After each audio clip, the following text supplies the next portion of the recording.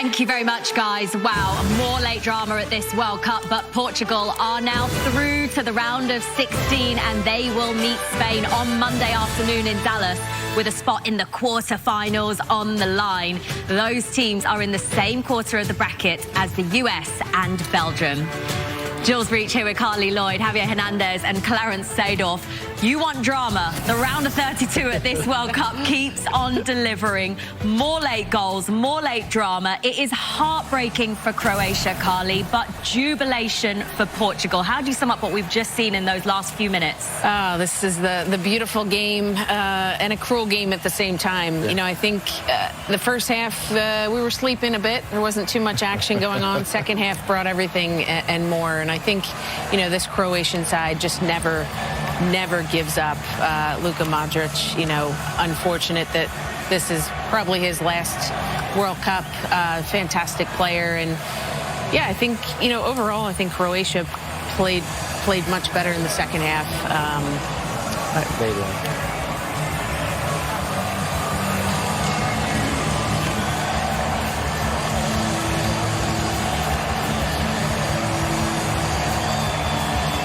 We were trying to listen in there to see if we could hear just what those two legends of the game were just saying to each other. Unfortunately, I don't think our microphones quite picked anything up there, but Javier, he bows out potentially, surely, his last ever World Cup, a Croatian legend, and Ronaldo moves on to the next round.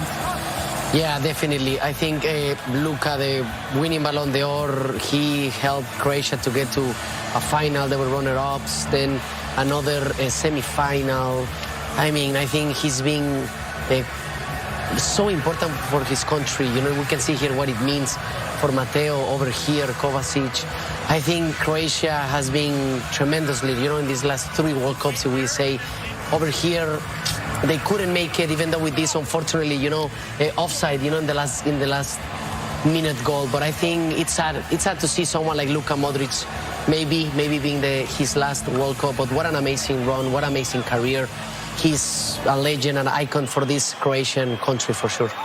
And even exiting like they're doing with honor, you know, until the very last second, these guys have never backed down on pushing, and I mean, so much respect for this team in the decisions that have really showed us so many times over the last days that are so harsh for the team in the last minutes. You know, you go through that emotional moment of celebrating and then just taken away by the VAR. In this case, it was correct call of the offside. But very happy for Cristiano. I mean, he stepped up, penalty came, took his responsibility, and made the goal. I have a lot of respect for that. I mean, it was not an easy moment. No, it's not an easy moment, you know, to come back to grab the ball and then score that penalty. Yeah, and then the substitutions, you know, I think make a difference for Portugal. You know, they put people on the field to play more directly, more balls into the box, more crosses, Carly, like we said it at halftime as well, that what they needed to do, it happened, and then what an amazing goal from Gonzalo Ramos in that header. And it'll be interesting moving forward, this next match for Portugal. You know, does Martinez change up the lineup, you know, shake things around a little bit? I mean, he took off some pretty big names, Vitinha, Bruno Fernandes, Ronaldo. I think that's a win for today. You know, the coach making these decisions, showing his leadership, and showing that everybody needs to really step up their game if they want to be in the starting lineup. And just have a look at these scenes here as well as the players walk towards the crowd that have been supporting them throughout this game and taking in that applause. And Cristiano Ronaldo wearing the number 21 in honour of Diogo Jota. Tomorrow will mark the 1-year anniversary of his passing.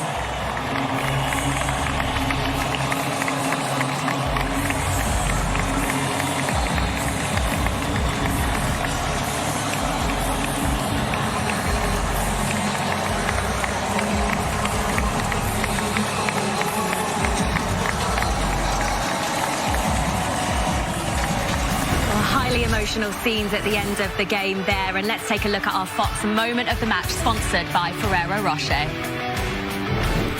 what a battle it was in Toronto. Gonçalo Ramos winning it for Portugal 4 minutes into stoppage time with an unbelievable header. They go through to the round of 16 after beating Croatia 2-1. And just look at the reactions at this watch party in Toronto. I'd quite like to see what their reaction was when they thought Croatia had equalised as well. But those are the celebrations. Portugal are through to the next round. Javier Hernandez and Clarence Seedorf. No goals yet in that first half, but we're watching a knockout game between these two countries where it could be the last time we see these two legends playing in a World Cup. 41-year-old Cristiano Ronaldo against 40-year-old Luka Modric. Let's take a look at some of the chances. Yeah, in the 4th minute, I think the best chance of Portugal and in the whole game. Bruno Fernandes over here with the right. He should have scored, then the rebound. The goalkeeper make a great save. We can see here a great pass. And then Bruno with the, not miss, but I think the goalkeeper did pretty good. And we talked all pre-game about getting service and feeding Cristiano Ronaldo here. This was a great cross in. Ronaldo just kind of misses this one, but when he's getting the ball inside the box, he's got an opportunity to score, and they need to continue that. He definitely pressed, and Portugal was pushing. A lot of men up front, as you can see. Hard cross, and then again, a lot of bodies in the box. Portugal was really knocking on the door, but as we know, Croatia is patient and resilient. That shot that we showed from Bruno Fernandes, that was the only shot on target in the whole of that first half. Yep. It has been all Portugal in terms of the chances that we've seen. What do they need to do to get a breakthrough? I think putting more ball into the box. I think they love to have this type of possession, but it's a knockout stage. You need to cross. You have Ronaldo, you have Leao over there. We saw Bruno Fernandes coming to the box as well. So I think they need to take that opportunity, put a lot of balls crossing under the ground or in the air. It doesn't matter. They need to cross more, because I think that's going to put your strikers or your players in a better position. Yeah, this was, again, it happened a few times only, but we've seen at least 4 or 5 times that they could have put the ball in the box and they didn't.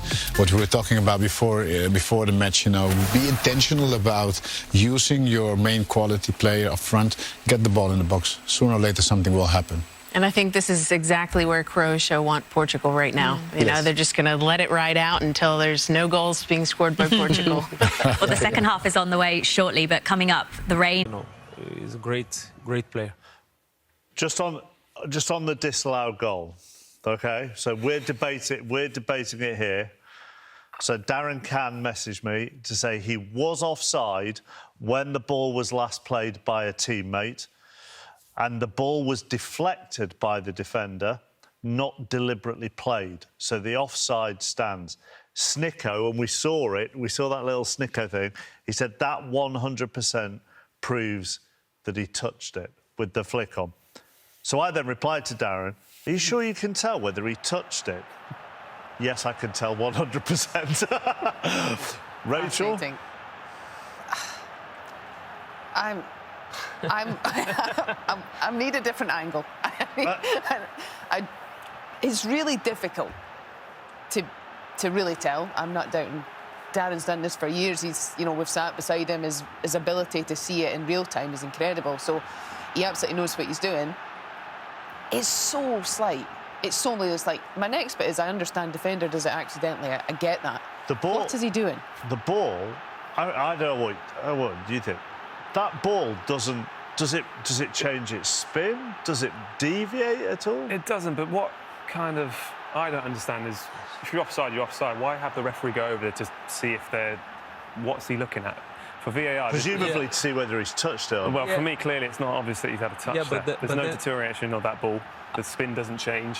I think it's the subjectiveness of the is it the there's defender snickometer. Sorry, there's a snickometer out caught behind. I think he touched. I think he touched. But then, like you said, you know, why the referee has to go to see it? Can not the VAR see it and tell the referee? So that's the debate. You know? I think the subjectiveness is, do they deem the defender's touch deliberate or non-deliberate? I think that is the final decision for the referee. And then I get he's not deliberately done that with his back, but I also think as a defender, Vega's, you don't just duck, the ball's coming in, you just duck and let it hit your back. It's not great in its own right. And that would have been the equaliser for Gvardiol, who had only just come on when Portugal got the winner. But rather than concentrating on how Croatia should have defended it, Lucas praised the ball in, and it's a fantastic header. It is a fantastic header. Like we were talking the first half, we needed players in the box, especially the striker, and it's a great header from Gonçalo, great cross from Leão. For me, was the best player on the pitch. And that touch is not easy to head that ball, and it's a great goal. And as well, Leão's created that because what he's done in the first half to allow him to have the space, and spoke about this at half-time, as soon as you get space from the full-back, they're just going to back off, then cross it. Don't overthink it. And that time, like you said, Ronaldo was getting in the way, Ramos was there to head it in, so incredible header. Such a good header, isn't it? Fantastic. And he's got a record of doing that. You know, he plays a lot of minutes off the bench. It's a talent to be able to do that, get one opportunity, find the back of the net, brilliant goal. Roberto Martinez now has 72 hours of Portuguese media going, well, now do you start right? I mean, you see it coming a mile off already, can't you? You can, but for me, look, he had his moment, and we had this debate, didn't we? And you were thinking about taking him off, and I was just before Ronaldo had the goal offside, I was like, you can't take him off, there's something about him. But I think it was the right decision in the end, it really was. And even his response, and this is beautiful scenes, Yeah. This really is. It is. It's an emotional time for the Portuguese squad, and obviously for Diogo Jota's friends and family as well. They named him in the squad, did Portugal as well, and they have had that photo with Jota's shirt and Roberto Martinez kissing it as well. And they are into the last 16, and they will take on Spain